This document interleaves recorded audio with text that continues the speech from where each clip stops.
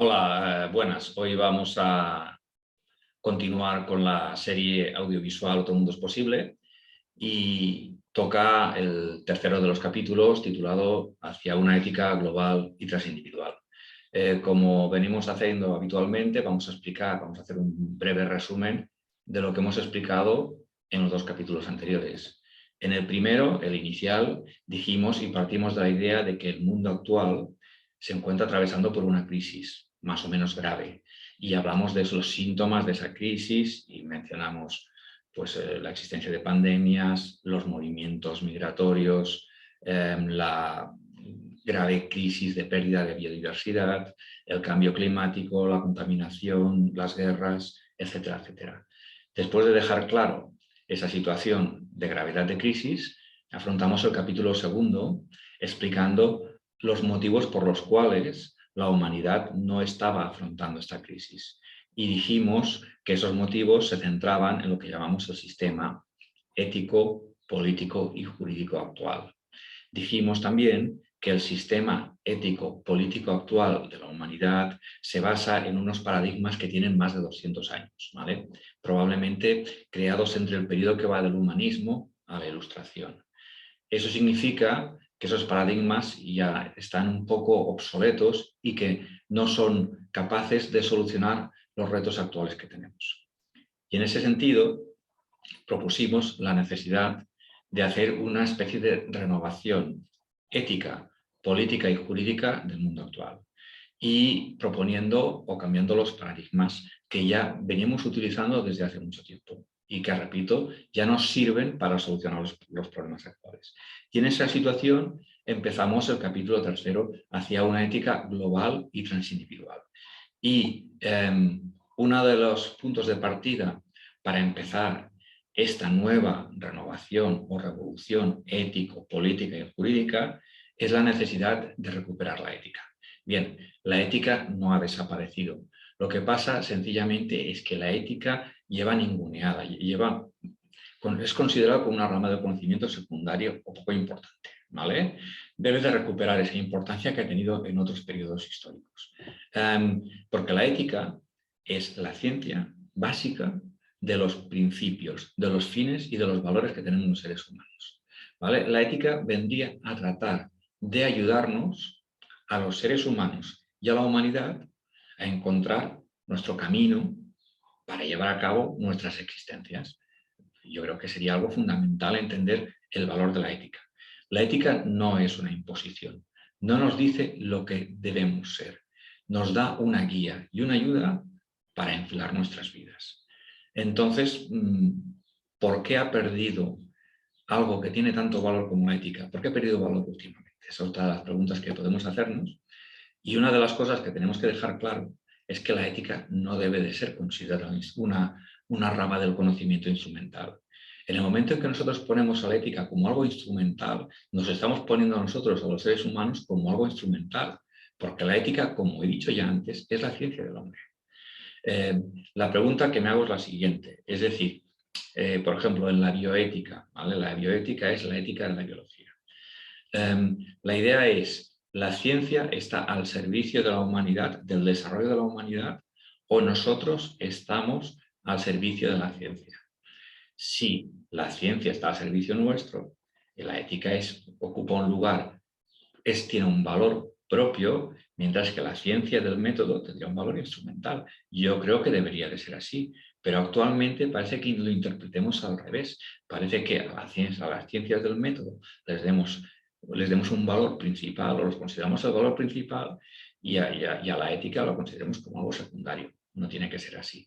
Por lo tanto, la idea de la que tenemos que partir es la de volver a poner la ética en el sitio que se merece, que es un sitio primordial.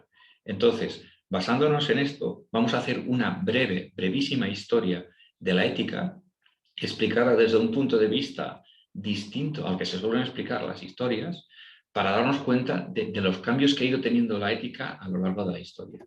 Vamos a mencionar básicamente tres periodos históricos. Uno es el relacionado con la Edad Antigua, con la Grecia clásica, ¿vale? Y con Roma. En tiempos de la Grecia clásica y helenística y Roma, no había una única ética, sino que había varias y distintas propuestas éticas, ¿vale? Estaba el estoicismo, epicureísmo, cinismo, escepticismo. Unas éticas se basaban en que el fin principal del hombre era encontrar el placer, otras la felicidad, otras el bien, etcétera, etcétera. Muy bien, estas distintas propuestas éticas que había en esos tiempos, no se imponía ninguna sobre los demás, sino que cada individuo podía elegir la ética que consideraba más adecuada para los fines individuales. Muy bien. Después de este periodo de la Edad Antigua viene un periodo distinto, que es el de la Edad Media, en el que aparecen las éticas totalitarias. Es decir, las éticas totalitarias es que la sociedad vive única y exclusivamente dominada y controlada por una única ética, ¿vale? Sería el ejemplo de las éticas cristiana en Occidente, la ética musulmana y la ética judía, ¿vale? En estos sistemas solo hay una creencia, que es la creencia impuesta por la religión. Y todos los ciudadanos que viven en esas sociedades tienen que asumir esa ética impuesta, ¿vale? Y ética y visión del mundo. Esa ética supone, pues, creer que el bien y el mal vienen determinados por las Sagradas Escrituras, que hay un futuro después de la muerte, que hay una vida después de la muerte, y también supone creer que los hombres han sido creados por Dios, que hay un único Dios, que es totalmente omnipotente, que la Tierra es el centro del mundo. Vale, muy bien, pues estas éticas impuestas o totalitarias duraron aproximadamente más de 1000 años en la sociedad occidental. Y en estas éticas no existían los fines individuales, es decir, cada uno de los miembros que vivían en esas sociedades no tenía un proyecto de vida propio basado en su libertad para decir qué quería hacer en un futuro. Las personas en estas sociedades nacían, crecían y pasaban toda su vida siguiendo el rol que les exigía la sociedad y dentro de la clase social que les correspondía. Es decir, podemos decir que en estas sociedades no existía libertad individual. Si tú nacías campesino, serías campesino durante toda tu vida y tendrías siempre la misma ética impuesta, ¿vale? Siempre tendrías las mismas creencias. Vale, ventajas de estas sociedades, que al no tener libertad tú para configurar tu vida, te viene impuesta, es una comodidad saber lo que ya vas a saber tú el resto de tu vida. Cosas en contra, evidentemente, la poca libertad que tienes tú para configurar tu destino, porque ya la propia sociedad te dice lo que vas a ser desde que naces hasta que mueres. Y este es uno de lo podemos llamar los sistemas de éticas totalitarias, ¿vale? En lo que importante es la sociedad. Por eso se llaman sistemas socionistas, no sistemas individualistas en lo que importa al individuo. Aquí el individuo no importa. Aquí lo que importa es que hay una sociedad que tiene una ética impuesta y que los individuos viven en esa sociedad como hormigas con un futuro ya predestinado, con un rol predestinado. Muy bien. Ejemplos de este tipo de sociedades que podemos llamar socionistas, pues en la Edad Media, evidentemente, de hecho en la Edad Media, sobre todo en la Alta Edad Media, se distinguían 3 tipos de roles que podían asumir los seres humanos, ¿vale? El rol de orador o de religioso, el rol de bellator o de soldado o de caballero y el rol de laborador o de trabajador, que era la mayoría de ciudadanos que se dedicaban a labores de campesino, de ganadero o de artesanos, ¿vale? De hecho, en este tipo de sociedades había muy poca gente que tenía estatus elevados y la mayoría de gente tenía estatus bajos. De la sociedad media, de la Edad Media se pasó ya a inicios de la Edad Contemporánea en una sociedad también estratificada, pero un poco más compleja, que es lo que llamamos el antiguo régimen. Pero el antiguo régimen tenía las mismas características. Nacías en una clase social, si nacías dentro de la nobleza, ya tenías, por el simple hecho de ser noble, pues un poder determinado y unos privilegios, mientras que si nacías en las clases bajas, pues tenías un rol predeterminado y no tenías privilegios. Bueno, pues esto es lo que podemos llamar sistemas socionistas, ¿vale? Entonces, la interpretación que yo hago de la historia ética es que a lo largo de una serie de siglos se va produciendo lo que se llama la revolución individualista. Es la revolución ética más importante. A ver, los libros de historia no se refieren tanto a este tipo de revolución, sino a otras, porque los libros de historia se basan más bien en los cambios políticos y los cambios jurídicos que han habido en la historia. Pero yo me baso más en una visión ética.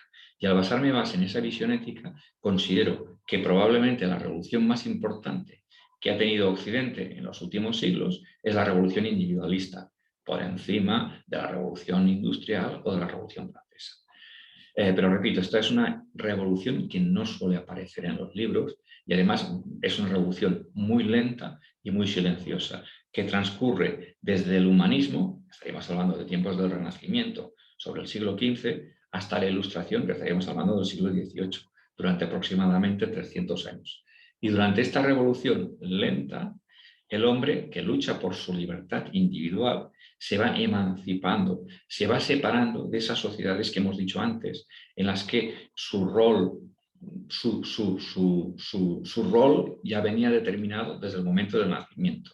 Esas sociedades que estaban divididas en clases sociales, en lo que importaba era el funcionamiento social y la ética impuesta y no el individuo. Pues por el contrario, el hombre lucha para evitar para sustraerse de estas sociedades y tener él por sí mismo la libertad de decidir cómo configura su destino, su vida, ¿vale?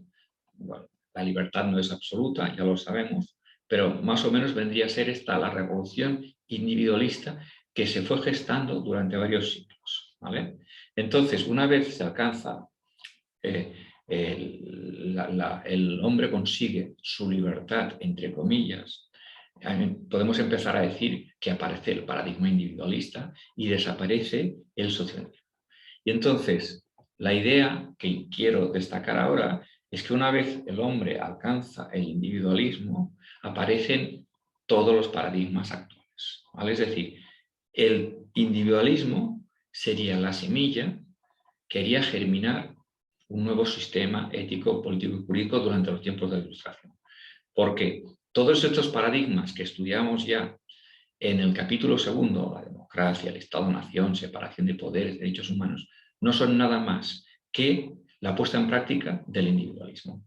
Los derechos humanos serían la puesta en la justicia del individualismo, la democracia, el Estado-nación, el Estado liberal, la separación de poderes sería la expresión política del individualismo. Pero en la base y en el inicio de todos estos paradigmas estaría el individualismo. Por lo tanto, lo que estamos diciendo es que el individualismo es el paradigma más importante de todos los que tenemos hoy en día. Y la base del individualismo es que cada uno de nosotros, lo más importante es los fines individuales por encima de los fines comunes, ¿vale? Cada uno de nosotros tiene un proyecto de vida que quiere llevar a cabo. Y eso es lo más importante. El fin mío, el fin de cada uno de nosotros. El fin individual está por encima y tiene más importancia y más protección que los fines sociales. Muy bien. Entonces, como he dicho antes, está en la base de las estructuras éticas y políticas actuales en Occidente ya desde hace más de 200 años. Y lo que he dicho antes es que todos los demás paradigmas que hemos ido hablando están articulados a partir del individualismo. Así, el individualismo es la raíz y de esa raíz surge toda la articulación política, ética y jurídica actual, ¿vale? Pero siempre en la base está el individualismo. Muy bien, una vez hemos tenido claro y explicado esto, la importancia del individualismo que tiene hoy en día en nuestras sociedades, tenemos que dar un salto e ir a otro aspecto distinto. Porque el individualismo es el paradigma ético, político y jurídico que sirve en las relaciones entre los hombres y la humanidad. Pero la pregunta que me hago yo ahora es, ¿y las relaciones de la humanidad con lo demás? Es decir, con el resto del mundo, con el planeta, con la naturaleza, ¿con qué paradigma funcionan? Porque no funcionan con el individualismo, ¿vale? De hecho, nosotros no consideramos las relaciones con lo demás, con el resto del mundo, como un asunto ético y político, ¿vale?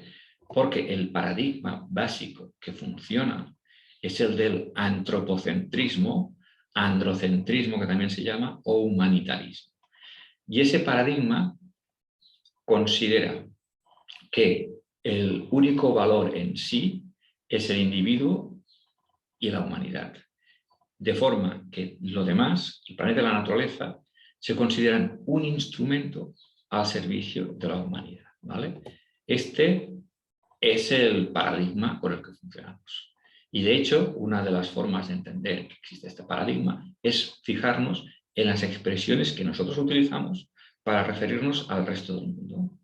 Medio ambiente, recursos naturales, materias primas, objetos, cosas, que no son nada más que visiones instrumentales. De hecho, en el derecho civil, por poner un ejemplo, hay dos tipos de categorías, solo dos. La persona, que seríamos cada uno de los individuos, y las cosas, que sería todo lo demás. Y nosotros, desde una visión que ya tenemos instalada desde hace siglos, consideramos que el único valor propio que hay en el mundo es el individuo. Y todo lo demás es un instrumento y por lo tanto todo lo demás no tiene un valor en sí, si solo tiene un valor en cuanto nos sirve a nosotros. Esto es lo que se llama un valor instrumental. Entonces, muestras de cómo nosotros, la humanidad, utilizamos el resto del mundo para nuestro propio beneficio hay múltiples, innombrables, ¿vale? Aquí tenéis algunas imágenes en las que se ve claramente que la humanidad utiliza el entorno a su propio servicio. Antes he hecho incluso de eliminar una montaña del planeta para construir una carretera o una infraestructura o lo que se os ocurra. De hecho, esta visión humanitarista, antropocentrista que tenemos nosotros, tiene un reflejo claro en los documentos y en los textos escritos y en nuestra ética. Si consideramos que las religiones forman parte de nuestra ética, observamos que en el Génesis, que es el inicio de la Biblia y que por lo tanto forma parte de la creencia básica del cristianismo, del judaísmo y también del islamismo, vemos claramente, como se dice, que Dios creó a las especies animales y a las especies vegetales para que el hombre se aproveche de ellas, ¿vale? Veis aquí en negrita, llenad la tierra y sojuzgadla, y señoread a los peces del mar, a las aves de los cielos y todas las bestias. Eso significa ya que las ideologías religiosas monoteístas ya tienen en sí esa idea antropocentrista. Pero es que no solo estas ideologías, sino que estados laicos como el español, en su constitución, que es la ley suprema, establecen que el medio ambiente, es decir, ya no dicen el planeta o la naturaleza, dicen el medio ambiente, utilizando un término instrumental, está para la satisfacción de los derechos de los individuos. Es decir, es como si dijéramos que todo lo demás que hay en el mundo está para nosotros. Esta es nuestra visión, la visión que nosotros tenemos de nuestra ética, pero que también está reflejada en la política y el derecho, en la forma de funcionar el mundo. Incluso en una ley como la ley del patrimonio natural, que está hecha para proteger a la naturaleza, dejamos claro en el preámbulo, en la exposición de motivos, que el patrimonio natural es nuestro y que la biodiversidad es nuestra, es decir, es de nuestra propiedad, ¿vale? Utilizamos términos de propiedad privada para referirnos al resto del mundo. Muy bien, pues una vez vista la importancia de estos dos paradigmas, que son el individualista y el antropocentrista, es decir, las dos bases con las que funciona la humanidad hoy en día, entre ella misma y con el resto del mundo, son el individualismo y el antropocentrismo. Una vez destacamos estos dos paradigmas, me refiero a la soledad de los paradigmas.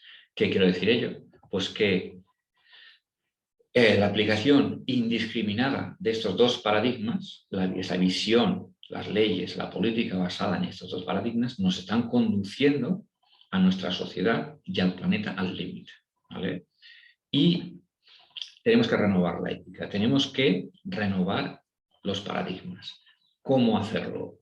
Lo que no tenemos que hacer, y eso en relación al paradigma individualista, es, creo, volver al paradigma anterior, que es el paradigma del socialismo, que ya vimos que funcionó durante la Edad Media y que sigue funcionando en cierta medida, porque no hay ninguna sociedad totalmente individualista ni una sociedad totalmente socialista.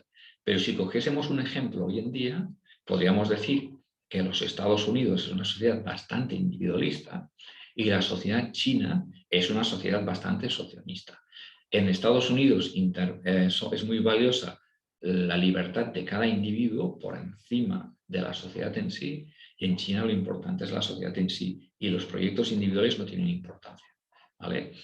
Creo que tenemos que evitar volver a esas sociedades en las que hay una única ética impuesta y que los individuos no tienen libertad para configurar su futuro. Por lo tanto, no tenemos que eliminar el individualismo. La solución no es eliminar el individualismo.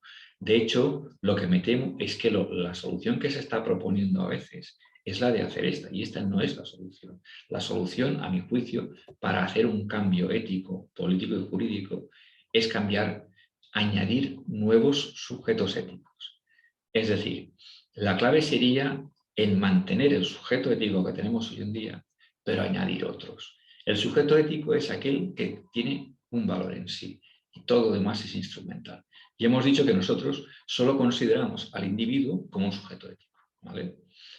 Y todo lo demás está a nuestro servicio.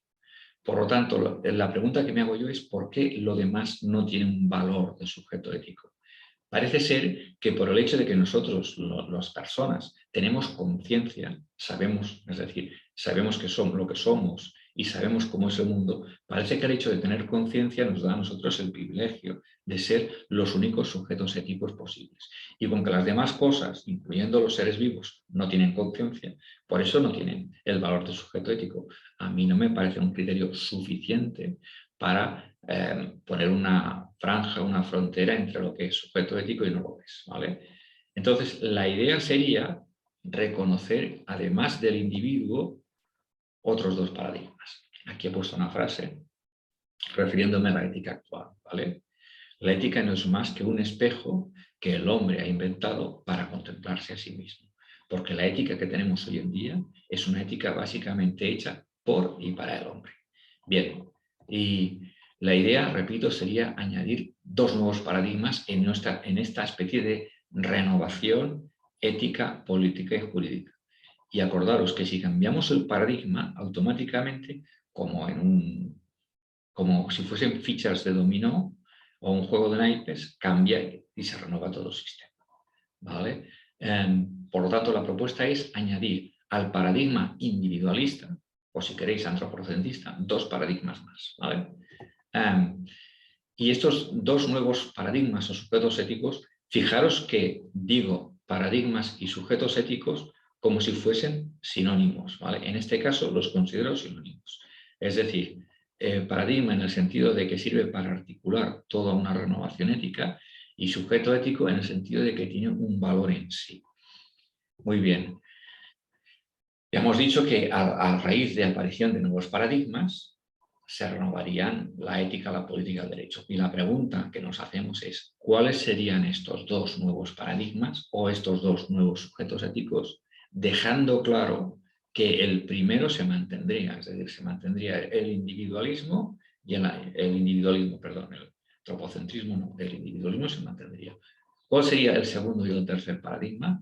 Pues el segundo paradigma sería el planeta Tierra y la naturaleza que forma parte de él, ¿vale?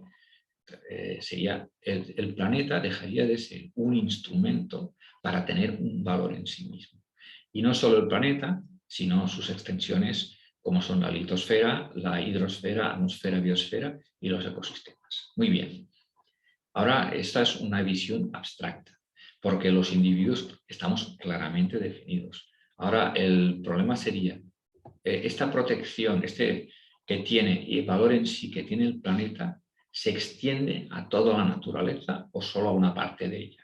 A ver, lo más lógico es que se extienda solo a una parte de la naturaleza y a una parte del planeta, a sus extensiones. Porque el hecho de aceptar este paradigma no debe de implicar que nosotros no podamos explotar el planeta.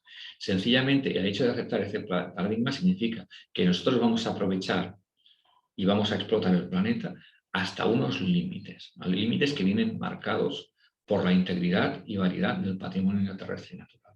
Vale, entonces ahora la tarea sería fijar esos límites a partir de los cuales consideramos que estamos haciendo daño a la Tierra y a su naturaleza con un valor en sí o no le estamos haciendo daño, ¿vale? Por lo tanto, repito, el planeta y la naturaleza ya deja de ser un instrumento y tiene un valor en sí mismo. Automáticamente consideramos esto, tenemos que cambiar las leyes y tenemos que cambiar la política. Pero esto no significa que dejemos de explotar el planeta Tierra, sino que significa que vamos a poner unos límites bien claros, marcados por ese paradigma. Muy bien, todo esto es muy teórico. Vamos a intentar hacer un poco más de práctica cuando hagamos el siguiente audiovisual. Pero es que aún nos queda el tercer paradigma. Y el tercer paradigma que considero yo que también sería necesario para que tenga un valor en sí mismo sería la humanidad o el sujeto ético, ¿vale? La humanidad me refiero, cuando hablo de humanidad, no me refiero a todos los seres humanos que estamos vivos hoy en día.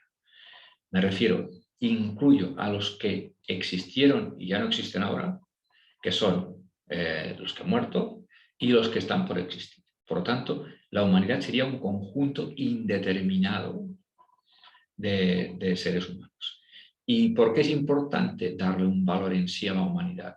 Porque de hecho ya lo estamos haciendo. La humanidad tiene un patrimonio hecho a lo largo de siglos de existencia, a lo largo de esfuerzo de científicos, de personas que han mejorado las tecnologías. Se ha ido gestando un patrimonio que tenemos que es de obras de arte, cultural, científico, tecnológico, etc.